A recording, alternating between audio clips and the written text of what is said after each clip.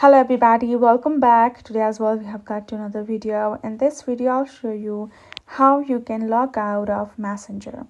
But before that, please do make sure to like our video, subscribe our channel, and yes, without any further delay, let's get started.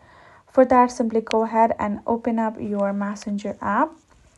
And let's say you're already logged in. So for you to log out, all you need to do is simply go ahead and tap on the stream menu and simply have to switch to another account. Let's say I tap on it and I switch to another page or account of mine. I can tap on that and I will be logged out of the another account of myself. That's how easy it is to do so.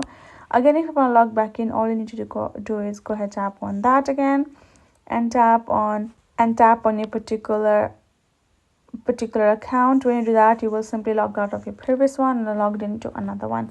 Now, why you cannot log out directly, there is no logout option like Facebook or Instagram, is because this is a messaging section of the Facebook itself.